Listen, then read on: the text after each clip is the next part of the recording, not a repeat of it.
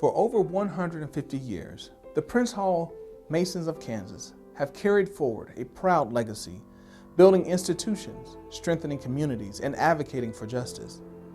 It was once widely believed that it all began in 1865, just after the Civil War, when African Americans in Kansas sought to form fraternal organizations that promoted leadership, mutual aid, and social progress.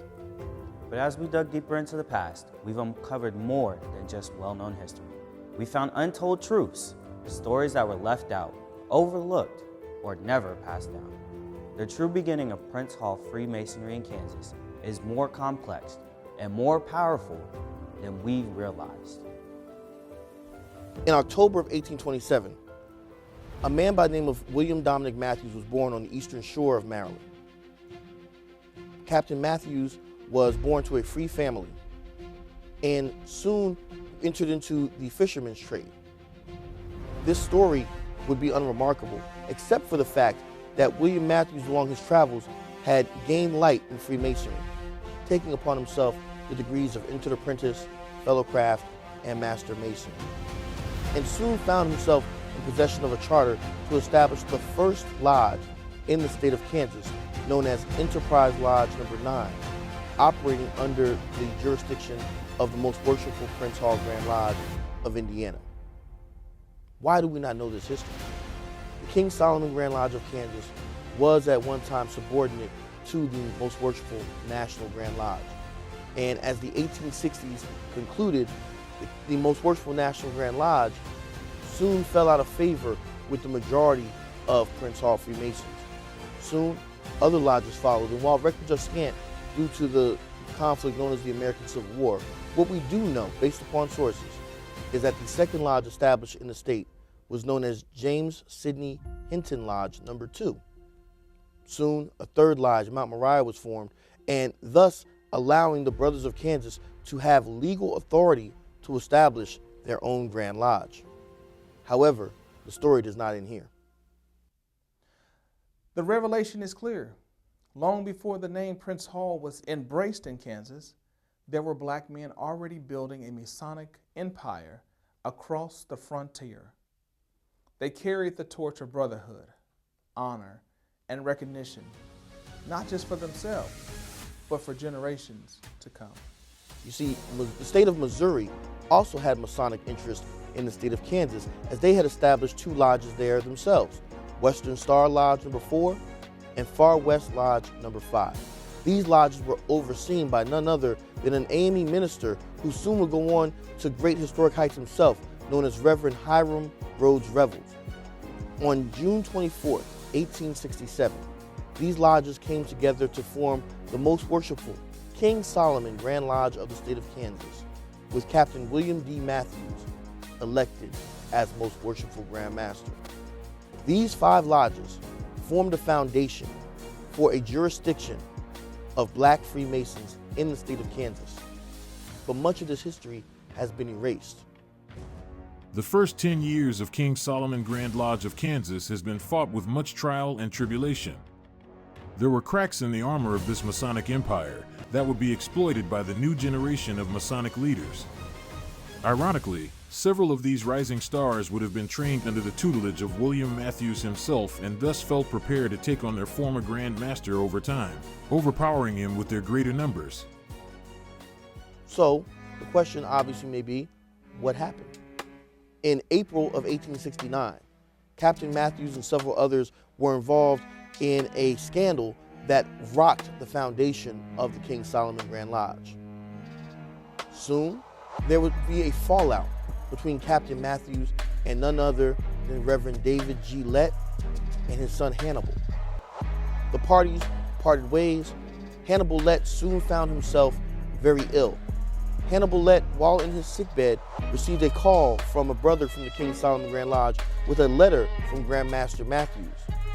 The Letts believed that the letter was a get well note, but were soon disappointed to find that Hannibal Lett and his father had been suspended from the King Solomon Grand Lodge of Kansas.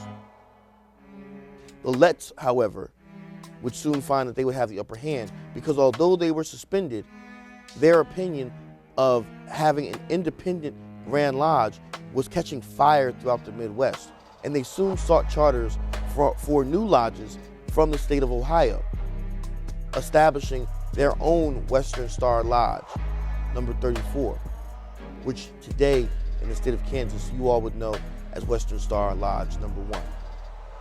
One day before the most worshipful Prince Hall Grand Lodge of Kansas was established, on March the 6th of 1876, William D. Matthews incorporated the King Solomon Grand Lodge of Kansas, therefore cementing forever in the record the antiquity of his jurisdiction over that of the most worshipful Prince Hall Grand Lodge.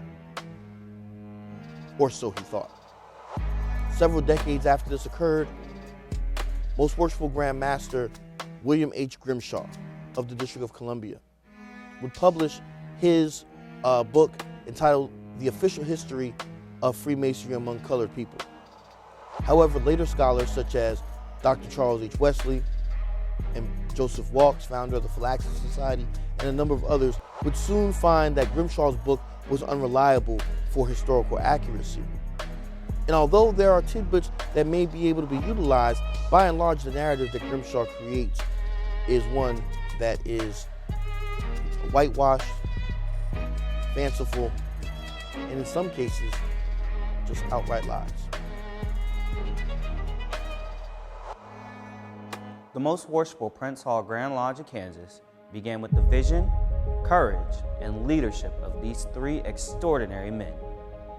David G. Lett, our first Grand Master and the cornerstone of this jurisdiction.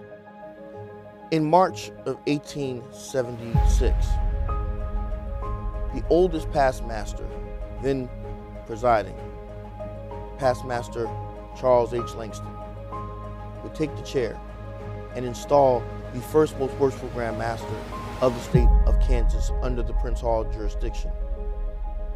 None other than Reverend David G. Lett was elected to serve as the Most Worshipful Grand Master for the Most Worshipful Prince Hall Grand Lodge of Kansas.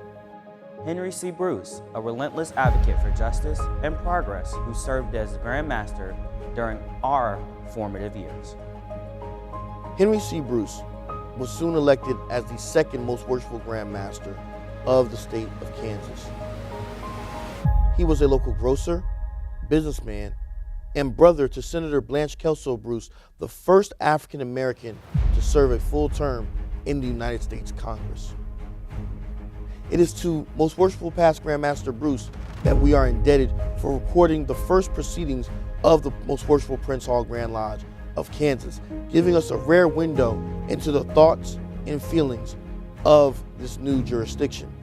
And Charles H. Langston, whose name is etched in history, not only as a good Grand Master, but as a leader of principle and purpose.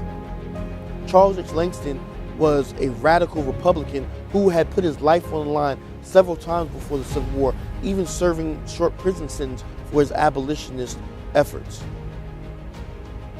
We are also indebted to Most Worshipful Past Grand Master Langston for being the namesake grandfather of the noted African American poet, Langston Hughes. As these lodges were chartered from Ohio, they would then establish their own Grand Lodge, which we today know as the Most Worshipful Prince Hall Grand Lodge of the state of Kansas. We have 2 Grand Lodges with one common history.